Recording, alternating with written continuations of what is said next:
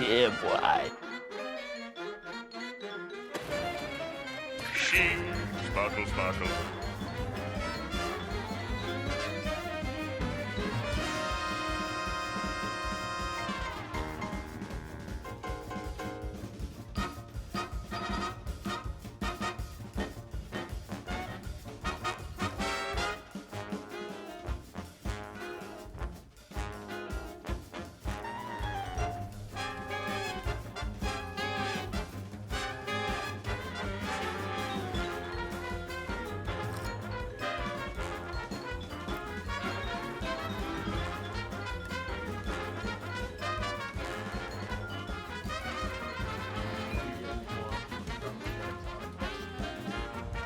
Yeah, I've got the quest. I just did it.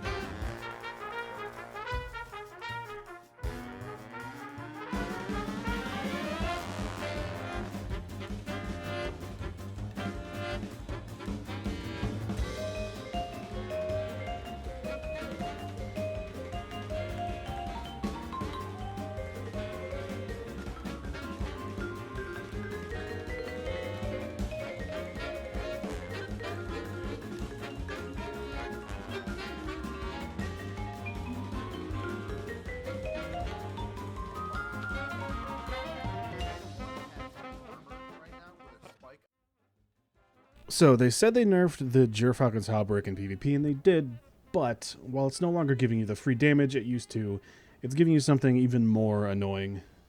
12 seconds of invisibility and wall hacks.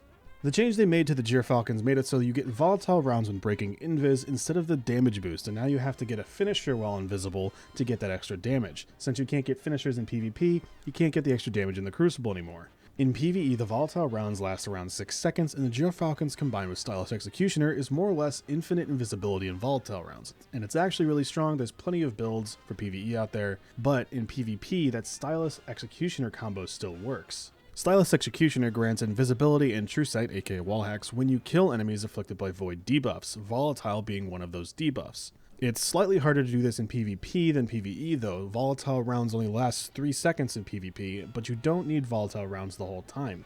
Once you hit an enemy with a couple of bullets and proc volatile on them, all you have to do is finish that kill and you get 12 seconds of invisibility and true sight. So for 12 seconds, you're hard to see, show up less on the radar, and you can literally see everyone through walls. The big catch with Stylist Executioner is it has a cooldown. In PvE, this is like 3 seconds, so you almost never have to care about it, but in PvP, it's 13 seconds. This makes it pretty difficult to change Stylist Executioner activation since you only have like a 2-second window to make someone volatile after you break invis and Stylist Executioner is off cooldown. That's assuming you don't run into someone before then. We get around this by using Vanishing Step and 100 mobility. Dodge is going to be your initiator for the fight. Dodge for invis and break invis, hopefully you get the kill to your newly made volatile foe, then you get 12 seconds of invisibility from Stylist Executioner to search for your next victim. Meanwhile, your marksman dodge has a 14-second cooldown that started at the very beginning of the fight. Add on utility kickstart, and the likelihood that you won't have your dodge back by the end of the next fight is slim to none. Literally all you need for this build is the Gyrfalcons, 100 mobility, and a good void weapon. I was using the Unforgiven SMG from the Duality dungeon because I had Rampage. I was hoping the extra damage would help me in my next fight, but honestly I never noticed it. You could use the new exotic SMG, the Mana Core, but I would just stay away from using it in the air and just use it like a yellow funnel web.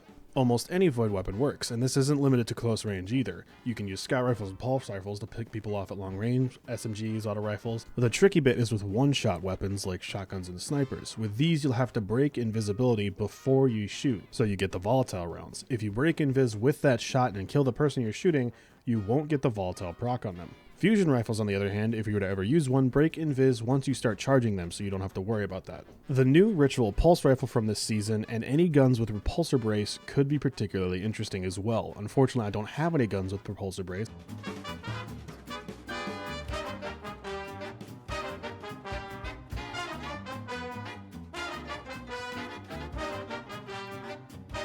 Because I thought it was garbage, and it kind of is. But with all of the volatile we're throwing around, getting that overshield ends up being way easier. So not only would you have the 12 seconds of invisibility and true sight, you also have 45 more HP the next enemy has to deal with. The actual build is super easy. Subclass wise, I was using the Spectral Blades because of invis, Stylist Executioner for invis, and Vanishing Step for invis. There's a pattern here. You want to use Marksman Dodge for the cooldown, and I was actually using the Scatter Grenade for the high damage for easy cleanups. Aspects are mostly preference, but Echo of Persistence is a must. This is how you get such a long invis timer. The rest, you could use whatever you want, but I would suggest Echo of Instability for the occasional nade cleanup so you get more volatile rounds. This build is super cheesy, and seeing how I've been bagged and emoted on when I die more on this build than any other build I've played, it's probably really annoying to play against. So if you want to copy this build really easily, use the dim link in the description. If you like this build and want to support my content, consider subscribing, liking, and hitting that bell. And if you want to see more of my content, check out my second YouTube channel and live streams over on Twitch. All links in the description. Until next time, have a good one.